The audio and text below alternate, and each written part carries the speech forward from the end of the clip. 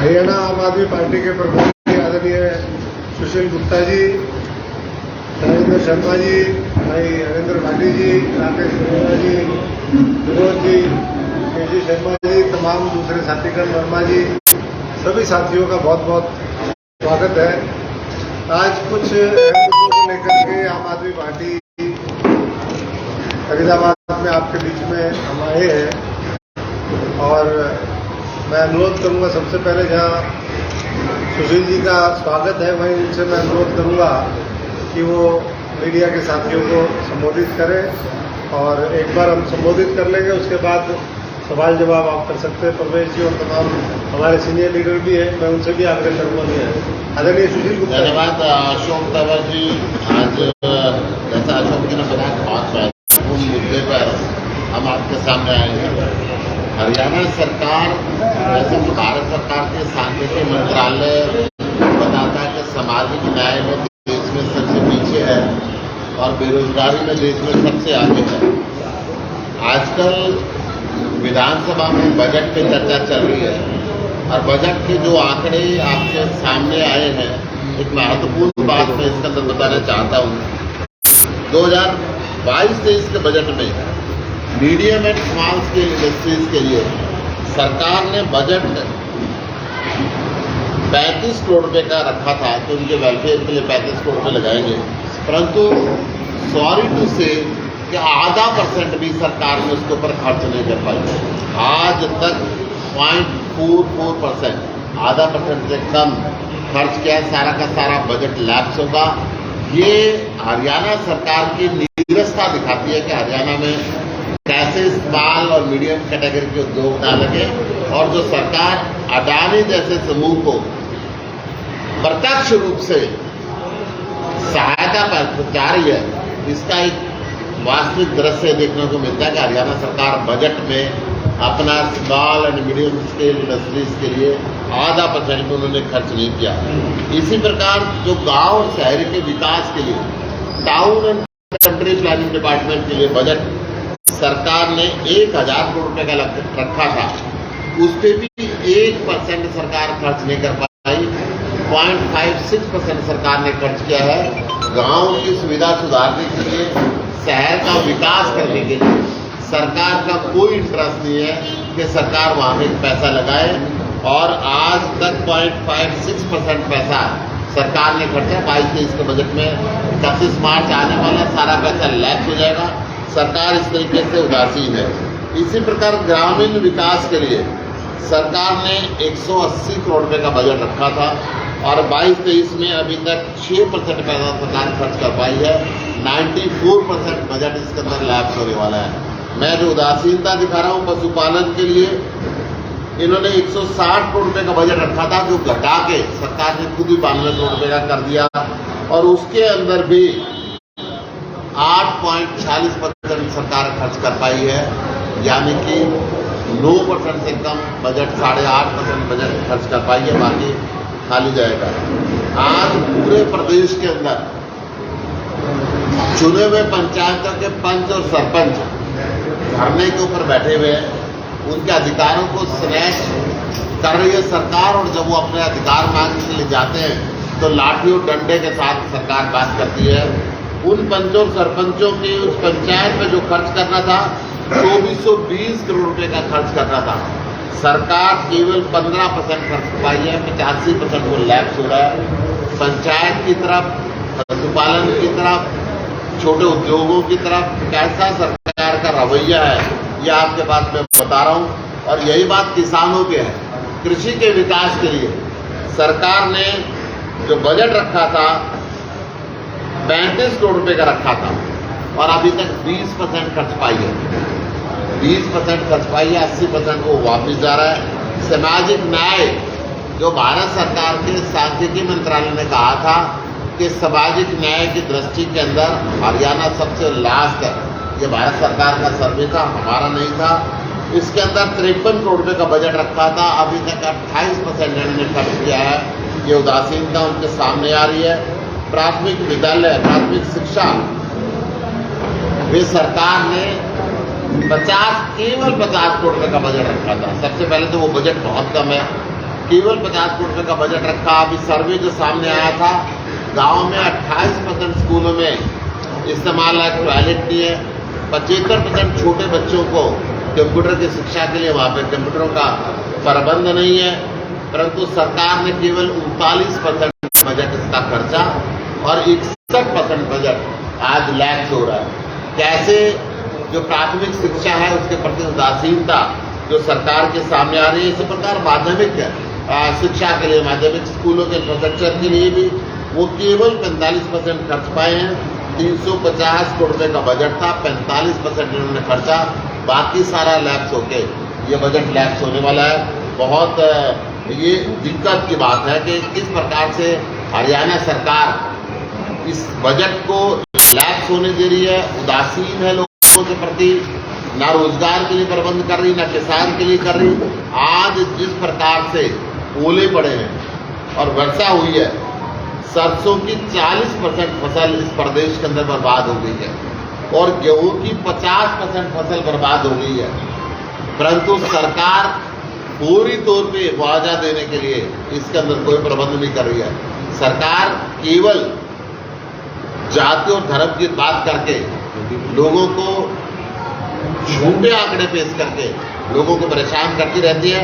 अभी तो ताजा उदाहरण है कि 2 दिन पहले जब विधानसभा के अंदर सरकार के विधायक, सत्ता दल के विधायक और वो आजाद विधायक और सत्ता दल का समर्थन कर रहे हैं, उसने सरकार को कहा कि आप झूठे आंकड़े पेश कर रहे हैं, आप सबको गुमराह कर रहे हो और इन झूठे आंकड़ों के बेस के ऊपर आप सरकार नहीं चला सकते। ये झूठे आंकड़े इनके बजट के माध्यम से भी सामने आए और किस प्रकार से ये लाठीचार्ज, लाठी और डंडे की राजनीति कर रहे हैं वो सामने आई है। मैं इनके एक और षड्यंत्र आपके सामने लाना चाहता हूँ।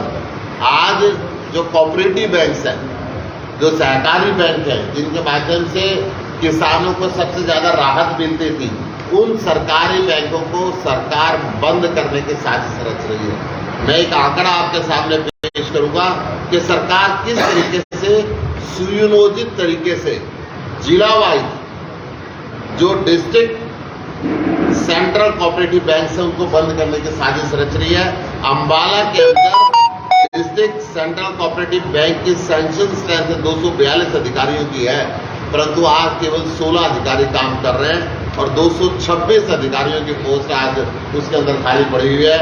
भिवानी के अंदर 298 की सैंक्शन पोस्ट है, जिसमें से 247 खाली है, 51 लोग काम कर रहे हैं। फरीदाबाद के अंदर, आज हम फरीदाबाद के अंदर बैठे हुए, फरीदाबाद में 227 की सैंक्शन स्ट्रेंथ है, इसमें से केवल 18 अधिकारी और कर्मचारी काम कर रहे हैं, 209 इन्होंने बंद आज पोस्ट खाली है। इसी प्रकार पूरे प्रदेश के अंदर मैं एक जिला वाइज बात करूं तो सिरसा के अंदर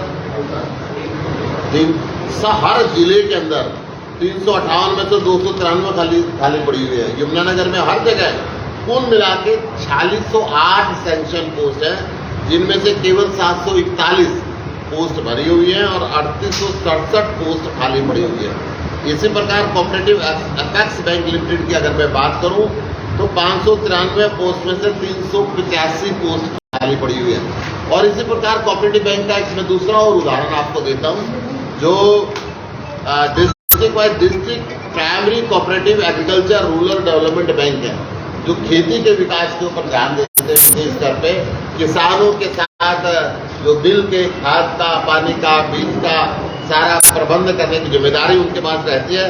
किसानों से किस प्रकार की ज्यादती ये सरकार कर रही है, ये इस डाटा के सामने आपको मिलेगी। ये डाटा हरियाणा सरकार ने विधानसभा में क्वेश्चन का आंसर में दिए। डाटा मैं अपने बात से नहीं कर रहा हूँ, हरियाणा सरकार ने जो डाटा है क्वेश्चन का आंसर में दिए, मैं वो डाटा आपके सामने प्रस्तुत कर रहा हूँ। अंबाला के अंदर 60 में से 14 पोस्ट 40 खाली है। पंचकुला 16 में से केवल 2 कर्मचारी है, 14 खाली है। यमुनानगर के अंदर 81 में से 13 है, 68 खाली है। इसी प्रकार पूरे प्रदेश की अगर मैं बात करूं, फरीदाबाद की अगर मैं बात करता हूं, यहाँ पर हम बैठे हुए 119 की सैंक्शन पोस्ट है और उसमें से 28 भरी हुई, 91 खाली है। इसी प्रकार पूरे प्रदेश में 1799 सैंक्शन पोस्ट है, जिसमें से 1287 खाली है। ये किसानों के प्रति इनकी उदासीनता नजर आ रही है। और इसी प्रकार से मैं अलग अलग क्षेत्रों की मैं बात करूं तो सारे हरियाणा के अंदर सबसे ज्यादा बेरोजगारी है। अन्य बहुत सी बातें हैं, परंतु आज मैं ये बताना चाह रहा हूं कि सरकार बजट के अंदर बजट लाके वाहवाही लेती है, परंतु कहीं 2% बजट का कसती है, कहीं 5% कसती है, और सरकार अपने क्षेत्र में काम नहीं कर रही है। किसानों के प्रति उदासीन है, किसानों के बैंकों के प्रति उदासीन है, किसानों को मुआवजा नहीं दे रहे। मैं आगे की कार्रवाई के लिए अशोक तंवर से निवेदन करूंगा कि वो आगे चलें। धन्यवाद गुप्ता जी। जहाँ अभी सुशील गुप्ता जी ने बताया कि किस तरीके से किसानों के खिलाफ साजिश है, वहीं अभी जो हाल फिलहाल ओलावृष्टि और बारिश हुई है उसमें भी सरकार कह रही है कि पोर्टल पे चढ़ाओ, लेकिन पोर्टल पे तो क्या हाल है आपको पता ही। सब पोर्टल का डिजिटल इंडिया जो है वो पूरी तरीके से फेल है, देश में भी फेल है और हरियाणा में भी फेल है। और अगर वो चढ़ भी जाता है तो उसमें तमाम तरह की त्रुटि है। तो हम तो सरकार से ये मांग करते हैं आम आदमी पार्टी की तरफ से कि सरकार को वहाँ पर पटवारी, गिरदावर, ये तमाम जो दूसरे अधिकारी हैं, जिला प्रशासन है, उसको लगा करके, ना कि किसान के ऊपर। ये किसान तो अपनी फसल जो बेचारे की बची है उसको संभालेगा या पोर्टल पे जाएगा। तो इतनी जो तबाही हुई है, मंडियों में जो आवक थी वो भी खराब हुई है। सरसों की अभी तक खरीद तरीके से शुरू नहीं करी है इन्होंने। जहाँ थोड़ी बहुत शुरू हुई है वहाँ MSP जो सरकार कहती थी उससे 500 रुपये नीचे सरसों की फसल बिक रही है। तो ऐसे में किसानों के लिए स्पेशल सरकार को कुछ न कुछ प्रावधान करने चाहिए। साथ साथ फरीदाबाद का मामला है, आप आए दिन देखते भी हैं भ्रष्टाचार पे भ्रष्टाचार, घोटाले पे घोटाले। अभी 200 करोड़ का निकल करके आया पूरा। अभी आम आदमी पार्टी आने वाले समय में इनकी चार्जशीट आपके सामने रखेगी, फरीदाबाद की जनता के सामने रखेगी कि किस तरीके से हजारों करोड़ों का घोटाला करके इस सरकार ने पिछले 8-9 वर्षों में इस फरीदाबाद को भी बर्बाद किया, या और पीछे की तरफ इसको लेकर के गए। और भविष्य में आम आदमी किस तरीके से इसको रोकेगी। अधिकारियों की जो बातें आई है, अभी पीछे आपने भी नोटिस भी किया है और अखबार के माध्यम से भी बातें निकल करके आई कि 5-5 करोड़ रुपए अधिकारियों से मांग रहे हैं कि भाई अगर आपको क्लीन चिट चाहिए तो 5-5 करोड़ रुपए दो और हम क्लीन चिट देंगे। तो इस तरीके का आलम ये है। और पूरा शहर गंदगी के ढेर में तब्दील यहाँ पर आप देख ही रहे हैं। उसके खिलाफ भी पार्टी अपनी रणनीति भी तैयार कर ली और हम पूरा रोड मैप लेकर के आएंगे। राशन कार्ड पीछे अभी हमारे साथी बैठे हैं के वार्ड नंबर भाई देवराज जी, इनके हम पीछे एक सभा में गए थे। 5000 राशन कार्ड थे, 5000 में से 4500 राशन कार्ड काट दिए गए। सिर्फ 500 लोगों के पास राशन कार्ड बचे हैं। जो सरकार ये दावा करती थी कि हम 81 करोड़ लोगों को, 83 करोड़ लोगों को राशन दे रहे हैं, अब वो धीरे धीरे लाभार्थी कैसे कम करे जाए, वो साजिशन कुछ न कुछ नए नए प्लान, पॉलिसी, प्रोग्राम बना करके वो करने में लगी हुई है। और उसी कड़ी में हमारा, क्योंकि अगर 90% राशन कार्ड काट दिए गए तो ये यहाँ की बात नहीं है, हम कहीं भी पूरे हरियाणा में जाते हैं तो राशन कार्ड, BPL कार्ड का एक बड़ा मुद्दा है। उसको लेकर के 27 तारीख को आम आदमी पार्टी यहाँ पर बड़ा प्रोटेस्ट करने वाली है। उस दिन हम आप साथियों से भी सबसे अनुरोध करेंगे। एक 2-3 दिन पहले संज्ञान में आई कि क्योंकि वैसे तो महापुरुष सभी के होते हैं और जिसने देश के लिए लड़ाई लड़ी हो, देश का महापुरुष संविधान निर्माता बाबा साहब अम्बेडकर जी के जो स्टैचू है उसके हाथ तोड़ दिए गए वार्ड नंबर 25 के अंदर। तो अभी इसके बाद हम लोग जाएंगे उस जगह के, वो भी विजिट करेंगे। और आम आदमी पार्टी जहाँ शहीदों का सम्मान करती है वहीं महापुरुषों के विचारधारा पे चलते हैं। और हम तो भगत सिंह और बाबा साहब के अनुयायी हैं खास तौर पे। तो मैं समझता हूँ कि सरकार को ऐसे मामलों में कड़ी कार्रवाई करनी चाहिए, क्योंकि कहीं न कहीं भावनाओं को ठेस पहुँचती है और इससे समाज में भी कहीं न कहीं तनाव पैदा होता है। तो कौन उसमें दोषी थे, अभी तक कोई मुझे नहीं लगता कि दोषी पकड़ा गया है। नहीं, तो हम एक बार जा कर के जगह का मुआवना भी करेंगे और प्रशासन से भी इस मामले में बात करेंगे। बाकी सवाल तो बहुत है, मुझे लगता है आप लोगों के, तो उसके रूप में भी कुछ न कुछ बातें। इससे पहले एक बात मैं आपको बता दूं, आम आदमी पार्टी ने पिछले सप्ताह मेगा सदस्यता अभियान लॉन्च किया था और हमने तय किया था कि 1 महीने के अंदर 10 लाख से ऊपर मेंबर हरियाणा के हर गांव में, हर मोहल्ले में पहुंचेंगे आम आदमी पार्टी के जुझारू कार्यकर्ता, और 1 लाख से अधिक मेंबर हमारे उस अभियान के तहत बन चुके थे 2 दिन पहले। पूरा जोर शोर से सदस्यता अभियान चल रहा है और आम आदमी पार्टी ये सदस्यता अभियान पूरा करके हम अपने संगठन का पुनर्गठन करेंगे। और हम तय कर चुके हैं कि ये भाजपा सरकार चुनाव से जितना मर्जी भाग ले, इनको इनके अंतिम घर के छोर तक छोड़ के आएंगे। फरीदाबाद का चुनाव ये पिछले 1 साल से ज़्यादा समय से लंबित कर रहे हैं, 1.5 साल हो चुका है। गुड़गांव का चुनाव का समय हो चुका है, मानेसर की वार्डबंदी नहीं कर रहे हैं, जानबूझ के चुनाव को लटकाते जा रहे हैं। परंतु आम आदमी पार्टी पूरी तैयारी के साथ इन चुनाव का लड़ेगी। इनका जो भ्रष्टाचारी शासन है उसको बदल के दिल्ली और पंजाब की तरह पारदर्शी शासन यहाँ पे लाएगी और यहाँ की व्यवस्थाओं को विकसित करेगी। गुप्ता जी, आज आपका बजट पेश होना था, बजट से संबंधित आपने बात कहाँ दिक्कत आई है? आपका बजट पेश नहीं होगा। पूरी दुनिया और पूरे देश के अंदर ये पहला एग्जाम्पल मिला है कि चुनी हुई राज्य सरकार के बजट को पेश करने से ठीक पहले केंद्र सरकार उसको बजट को रोक दे। केंद्र सरकार ये नहीं देखती कि उसके शिक्षकों को तनख्वाह मिलेगी नहीं मिलेगी, डॉक्टरों को तनख्वाह मिलेगी नहीं मिलेगी, आगे विकास के कार्य हो पाएंगे नहीं हो पाएंगे, सफाई कर्मचारी को तनख्वाह मिलेगी नहीं मिलेगी। सबसे पहली बात तो ये गलत सिस्टम केंद्र सरकार ने बना लिया कि चुनी हुई सरकार का बजट गृह मंत्रालय के बाबू देखेंगे। किसी भी सरकार का बजट उस प्रदेश के वित्त मंत्री बनाते हैं, कैबिनेट को पास करती है, सीक्रेसी उसका अंदर एक अहम मुद्दा होता है।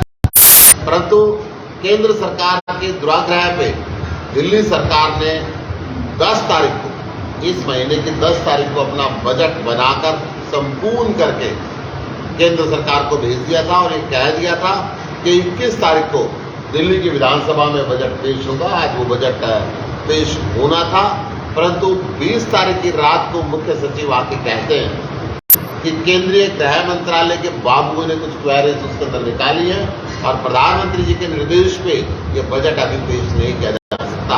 दिल्ली के लोकप्रिय मुख्यमंत्री अरविंद केजरीवाल जी ने प्रधानमंत्री को भी चिट्ठी लिखी कि आप ये बजट पेश करने दें, ये गलत परंपरा है, बजट को रोका नहीं जा सकता। तो बीजेपी के स्पोक्समैन ने सफाई दी कि 17 तारीख को गृह मंत्रालय ने कुछ क्वेरीज के साथ में ये बजट दिल्ली के मुख्य सचिव को भेज दिया था। जब दिल्ली के वित्त मंत्री ने बजट भेजा तो दिल्ली के वित्त मंत्री के पास क्वेरी के साथ वापस आना चाहिए था और दिल्ली के मुख्य सचिव ने बजट किसके कहने पे रोका। वो पत्र जो आया वो पत्र क्यों नहीं दिल्ली के मुख्यमंत्री को या दिल्ली के वित्त मंत्री को दिखाया। प्री बजट पूरी रात काम होता है, लोग काम करते हैं, सवालों के जवाब के काम करते हैं। मुख्य सचिव अगर उस पत्र को लेकर 3 दिन तक बैठ गए तो उनके खिलाफ क्यों नहीं क्वेरी हुई, उनको क्यों नहीं सस्पेंड किया गया या उनको क्यों नहीं ट्रांसफर किया गया, या इसके पीछे कोई साजिश है या दिल्ली सरकार के काम को रोकने की साजिश है, ये सारे क्वेश्चन मार्क है। परंतु दिल्ली की जनता के काम को अब रोकने नहीं देंगे और बजट के लिए प्रधानमंत्री जी से निवेदन किया है तो जल्द से जल्द इजाजत दें और बजट पेश करें। गुप्ता जी, गृह मंत्रालय ने जो बजट रोका है उसमें जो इंफ्रास्ट्रक्चर की वजह से विज्ञापन में सरकार 550 का खर्च कर रही है, इस वजह से बजट रोका गया है। देखिए 50,000 करोड़ रुपए का ये बजट है और इंफ्रास्ट्रक्चर पे बहुत भारी अमाउंट उसमें खर्च किया जा रहा है। एडवर्टीजमेंट पे केवल और केवल 500 करोड़ रुपए भी खर्च नहीं किए गए और ये पिछले साल में खर्च किए गए थे। पिछले साल भी गृह मंत्रालय ने बजट पास किया था, पिछले साल भी एलजी ने इसकी अप्रूवल दी थी। तो इस साल क्या हो गया, पिछले साल और इस साल के अंदर कोई फर्क आया हो तो बात करें। अन्यथा ये अनर्गल आरोप लगाना भारतीय जनता पार्टी बंद कर दे। ये बदले की रूप के अंदर जो दिल्ली की जनता ने इनको हरा दिया एमसीडी से भी, और 3 बार दिल्ली सरकार से हरा दिया, उसका बदला लेना दिल्ली की जनता से बनता है। सर बार बार अभी आपने सर नौकरी की बात करी, काफ़ी कुछ बजट की बात करी। दिल्ली गवर्नमेंट खुद कई बार हर चुनाव में कहती है कि गेस्ट टीचरों को परमानेंट करेंगे, हर बार लॉलीपॉप दे दिया जाता है, फिर गेस्ट टीचर आज धरने में बैठे हैं, उन्हें आप पक्का कब करेंगे? पंजाब में तो आपने बोल दिया कि पक्का कर दिया है, वो झूठे आपने प्रचार किए सर। देखिए मैं सर सवाल तो रख दीजिए। आप पंजाब में कहते हैं कि दिल्ली के गेस्ट टीचरों को पक्का कर दिया है, दिल्ली के गेस्ट टीचर आज भी सड़कों पर हैं, आज भी धरने पर हैं।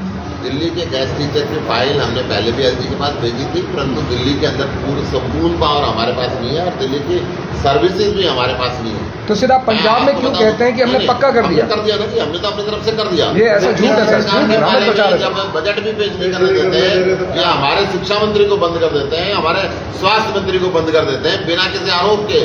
9.5 महीने से अंदर रखा हुआ है और आज तक 1 रुपए का आरोप नहीं लगा पाया। आप बार बार कहते हैं शिक्षा मंत्री को अंदर कर देते हैं, शिक्षा मंत्री को नहीं शराब मंत्री को अंदर किया है, ऐसा कह रहा है। अगर मामला शराब का होता तो हरियाणा के अंदर आते जहाँ 24 घंटे अवैध दारू बिकती है। अगर मामला शराब का होता तो गुजरात के अंदर बात जाती, जहाँ पे शराब बंदी है और सबसे ज्यादा शराब वहाँ पे अवैध कारोबार होता है। ये मामला शराब का नहीं था, ये शिक्षा मंत्री ने अच्छे स्कूल बनाए, उन स्कूलों की प्रसिद्धि से डरते हुए अरविंद केजरीवाल को रोकने का मामला था। आपको लगता है शराब में अगर कुछ हो तो आप जाइए, कोर्ट क्यों नहीं जाते? आप कोर्ट में जाके इसको जाइए, सर सबूत आपके पास है तो। कोर्ट में 3 बार जब जमानत देने की बात हेल्थ मिनिस्टर की गई तो 3 बार जज को बदलवा दिया गया महोदय। आपको मैं बात हरियाणा की बात करो सर, हरियाणा की बात मैं आपको बताता हूँ, हरियाणा की बात बताता हूँ। हरियाणा में अब 2 रुपए कुछ पैसे बिजली की यूनिट बढ़ा दी गई, विधानसभा में पास कर दिया अडानी को बेनिफिट देने के लिए। एमएसएमई के लिए 0.5% भी बजट इन्होंने नहीं लगाया। क्यों अडानी को बेनिफिट देना चाहते हैं?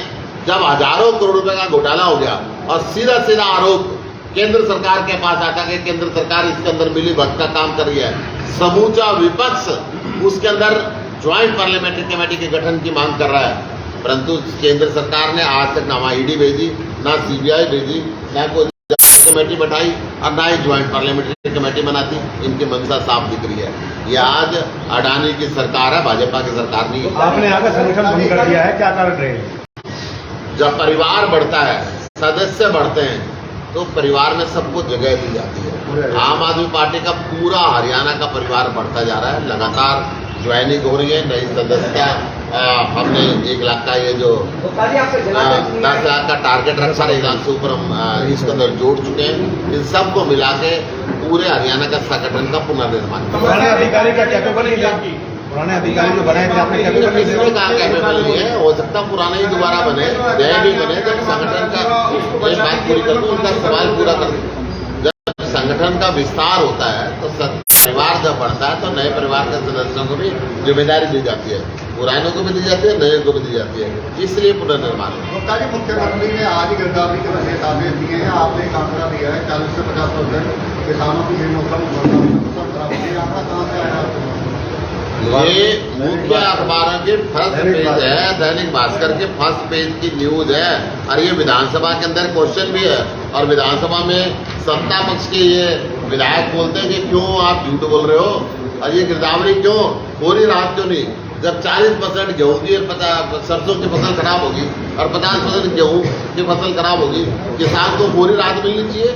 गिरदावरी भी होते रहे, पूरी रात के तौर पर उनको कुछ भेजा जाना चाहिए उनके घर पे। गिरदावरी कराने में 6 महीने का प्रोसेस है, 1 साल के बाद मुआवजा मिलेगा, और फिर क्या पोर्टल पे डालो, पोर्टल चलता नहीं और गांव में वाईफाई नहीं चलता। गुप्ता जी, अमृतसर के मामले में आपका होना सीएम की इंटेलिजेंस खेल रही है।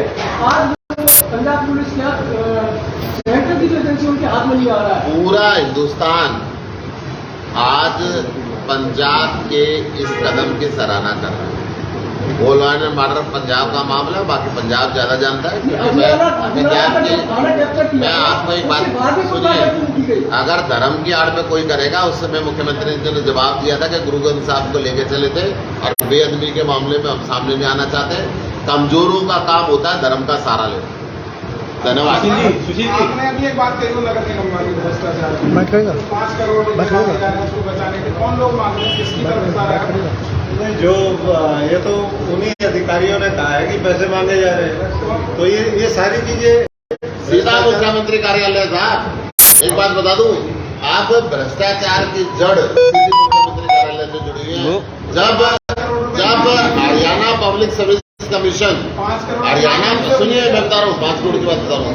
हरियाणा पब्लिक सर्विस कमीशन की चैट जब विधानसभा के अंदर पूछी थी और उसके अंदर ये कहा गया था कि पैसे मुख्यमंत्री कार्यालय के निर्देश पे दिए गए, वहां भी 5 करोड़ रुपए का मामला आया था। वो 5 करोड़ रुपए ये भी अधिकार कहीं ना कहीं जड़ वहां से सारी चार्जशीट इसकी दाखिल करें। आप फरीदाबाद में प्रेस कॉन्फ्रेंस कर रहे हैं, इसलिए कर रहे हैं, आपको ये नहीं पता कि बहुत सारे आरोप लगाए।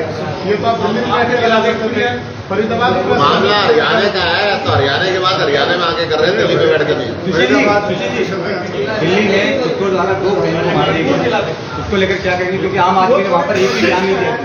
देखिए वो बहुत शर्मनाक घटना है और अधिकारी जो भी उसके लिए दोषी हैं उन पे पूरी कार्रवाई कब तक देखी जाएगी?